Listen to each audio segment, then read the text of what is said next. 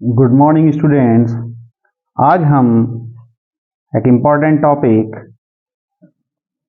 Gender पढ़ने जा रहे हैं। जैसे कि आप जानते हैं कि जेंडर, इसका हिंदी मीनिंग होता है लिंग। जेंडर को हम 4 भागों में बांट सकते हैं, या हम यूँ कह सकते हैं कि जेंडर 4 प्रकार के होते हैं। पहला जो है, इसको कहते हैं मैस्कुलिन जेंडर। सेकंड जो है, इसको कहा जाता है फेमिनिन जेंडर। थर्ड जो होता है, इसे कहा जाता है कॉमन जेंडर। और फोर्थ जो है, इसे कहा जाएगा न्यूटर जेंडर। इसका जो बेसिक कंसेप्ट है, पहले आप उसे समझ लीजिए, उसके बाद हम इसके एग्जाम्पल्स देखेंगे। देखिए, मैस्कुलिन जेंडर ये पुरुष होने का बोध कराता है। इसके मेल के होने का इससे पता चलता है कि कोई जो नाउन है वो नाउन मेल है, यानी पुरुष है, पुरुष के होने का पता चले। जैसे कि इसने लिखा बॉय, तो आप समझ जाएंगे कि वो मैस्कुलिन जेंडर है। किसी ने लिखा फादर, तो ये मैस्कुलिन जेंडर है। फेमिनिन जेंडर क्या होता है कि जिससे फीमेल का होना पता चले। फीमेल यानी मादा, फीमेल का होना पता चले। तो फीमेल, जैसे ही हमने लिखा गर्ल या फीमेल है, हमने यहां लिखा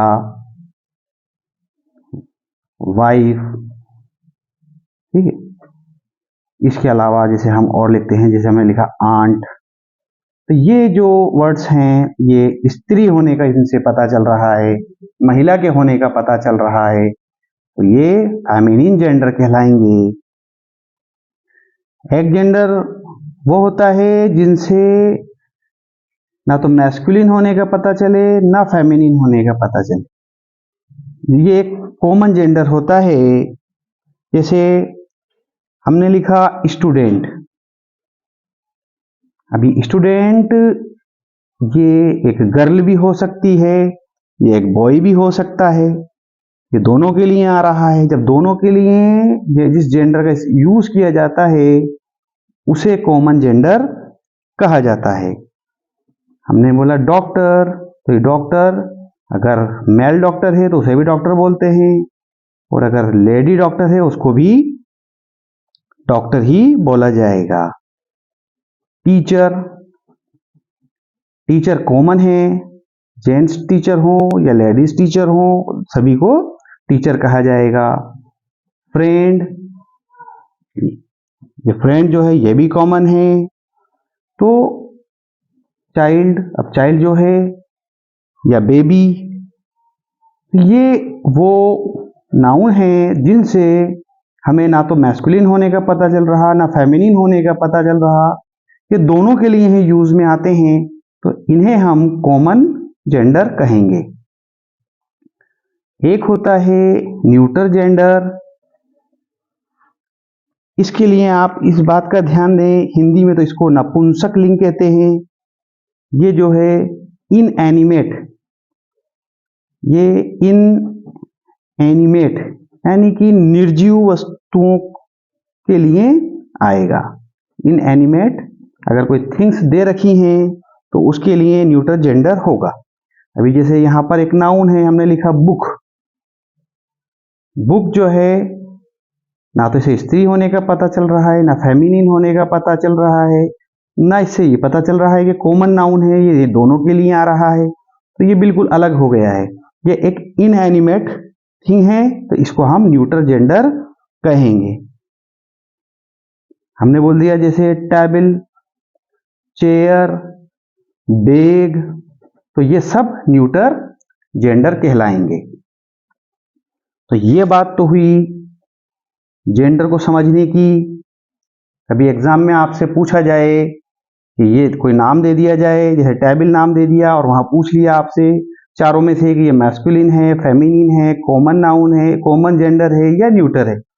अगर आपका कंसेप्ट क्लियर है कि न्यूटर जेंडर कहते किसे हैं, तो आप उसको फौरन न्यूटर जेंडर पर टिक लगाकर आ जाएंगे।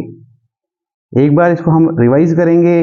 मैस्कुलिन जेंडर उन्हें कहते हैं जिनसे मेल का होने का, पुरुष के होने का पता चले। फेमिनिन जेंडर वो होते हैं जिनसे स्त्री के होने का पता चलता है। कॉमन जेंडर वो होते हैं जिनसे स्त्री और पुरुष दोनों के एक मिला हुआ रूप होता है। हम कह सकते हैं एक उभयलिंगी होते हैं, ये दोनों के लिए ही यूज में आते हैं, तो वो कॉमन जेंडर होते हैं। न्यूट्रल जेंडर के लिए ध्यान रखें कि ये इनएनिमेट थिंग्स के लिए आता है, यानी कि निर्जीव वस्तुओं के लिए आता है। अब इसके हम कुछ एग्जाम्पल्स देखेंगे जो एग्जाम में क्वेश्चंस पूछे जाते हैं। कुछ जनरल चीजें हैं जिसको आपको ध्यान रखना है। अगर आपसे पूछा जाए कि ब्रदर, तो ब्रदर का सिस्टर, फादर, मदर, सन, डॉटर, ये काफी सारे हैं। आप इनको अपनी जो ग्रामर की बुक है उससे याद करें। हम कुछ उदाहरण के तौर पर कुछ इंपॉर्टेंट अगर देखते हैं रूल्स में जो आते हैं, ताकि वो क्वेश्चन हमसे गलत ना हो। अक्सर जो बच्चे गलत करते हैं उनकी एक्सरसाइज, उनकी प्रैक्टिस हम इस वीडियो में करेंगे। जैसे अगर आपसे पूछा जाए कि डायरेक्टर वर्ड आ जाता है तो उसका क्या होगा। आपको दिया गया है डायरेक्टर। हमने जो एक वर्ड लिखा है, एक नाउन लिखा है डायरेक्टर, तो हमें इस बात का ध्यान रखना है, ये जो वर्ड है, नाउन है डायरेक्टर, तो इस डायरेक्टर में आपको डायरेक्ट लिखना है। डायरेक्ट लिख करके आर लगाकर इसमें ESS जोड़ दीजिए, तो ये हो जाएगा डायरेक्ट्रेस। जैसे आपने लिखा टाइगर, अब टाइगर का पहले तो आप लिखेंगे TIGR, है ना, जी के बाद आपको ई नहीं लिखना है, GR लिखकर ESS जोड़ दें, तो ये हो जाएगा टाइग्रेस। अब जैसे आ जाता है कंडक्टर, कंडक्टर है, तो वही इसके अंदर आपको क्या करना है, लास्ट का जो ओ है उसको हटाना है।